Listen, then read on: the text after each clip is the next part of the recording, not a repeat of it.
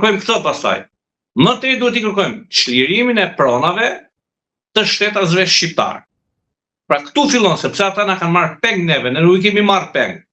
Ata duke mos na i dhënë as këta, as mos kërkojnë pjesën e detit ton, kërkojnë Varreza, nuk e njohin territorin e Republikës Shqipërisë, kufirin detar, kufirin toksor, dhe kërkojnë njohjen e rreth 250.000 pakicë kombëtare greke, pra 200.000 shqiptarë emigrantë që kanë shtetësi dhe gëzojnë shtetësinë greke, ashtu siç e gëzojnë emigrantët shqiptarë në Gjermani, në Amerikë, në Itali dhe kudo. Dhe imagjinoni ju sikur nesër italianit thotë un kam 200.000 italianë në Shqipëri, ja pasaportat ku i kanë. Çfarë bëhet me ne pastaj? Pra këta janë kërkesat të grindavecave, që janë grekët, për vetën. Dhe unë do t'i këshilloj dhe gjithmonë këshilloj, nuk kaq na duhet BE-ja kur neve na presin një dorë, na presin një këmbë, mos kemi sy, pra të shkojmë sakat në Bashkimin Evropian. Nuk kaq na duhet kjo gjë neve. Edhe pse BE-ja nuk i kërkon këto gjëra, edhe pse BE-ja nuk ka kërkuar shtimin artificialist të pakicave kombëtare në Shqipëri, edhe pse BE-ja nuk ka kërkuar asnjëherë ligjin e martesave me gjini të njëjtë, nuk ka kërkuar asnjëherë BE-ja prindi parë dhe prindi dytë.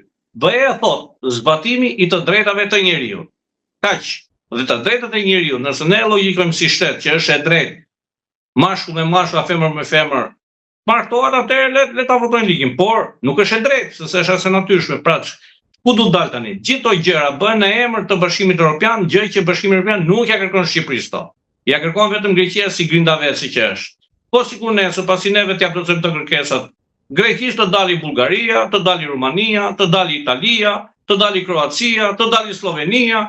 Ku shkojmë neve si në vend i vogël jemi, pak njerëz kemi, nuk kemi në vend i madh. Prandaj them, neve që në fillim politikanët tanë, diplomatët tanë duhet të thonë po, hiqini ligjin e luftës, por sa më tej hajde dhe bisedojmë, nuk na intereson Bashkimi Evropian.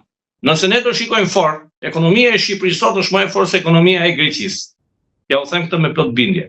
Se në Greqi nuk janë emigrantë të parë që shkojnë shqiptar, po kanë mbetur ata atje që kanë bler nga një shtëpi, kanë nga një punë sa për të jetuar dhe kanë mbet atje, sepse shqiptarët e ditur dhe të zgjuar, pasi morën shtetësitë greke, ja futën si të arratisur për në Spanjë, për në Francë, për Zvicër, për Gjermani, për në Amerikë, për në Australi, dhe nuk duan vinë më në Greqi, kanë pasaportat greke, shkojnë si grek atje dhe punojnë dhe bëhen dhe më të pasur.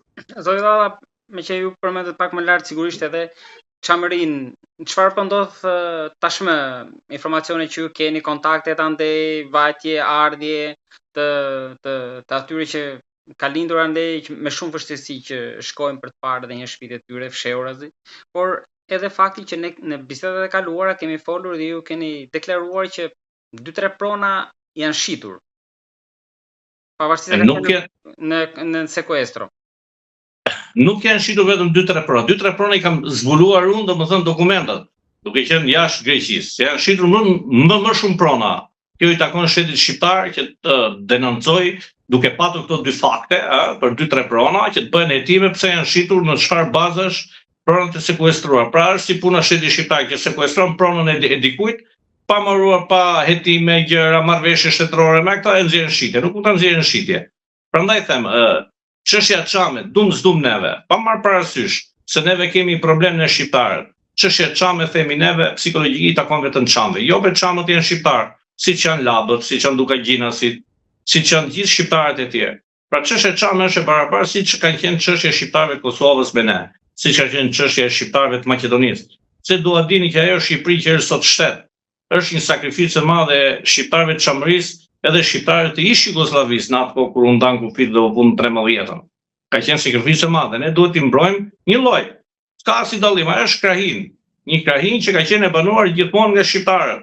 Është tjetër gjë ndarje territoriale në atë kohë, që ja dhan Greqisë, me shumë sakrifica ja kanë dhënë një pjesë edhe në 2024, se edhe në 13-ën me vrasjen e general Telinit italianit që ishte kryetari i komisionit dhe shumë gjëra tjera. Por çështja e Çamit duhet ta ngrejë rreth parë presidenti, kryeministri, ministri i jashtëm, nuk mund ta ngrejmë unë e ti që jemi individ dhe nuk kemi as poste shtetërore, as ndikim shtetëror. Ne vetëm mund ta përmendim, t'ia rikujtojmë se jemi në rregull me këtë.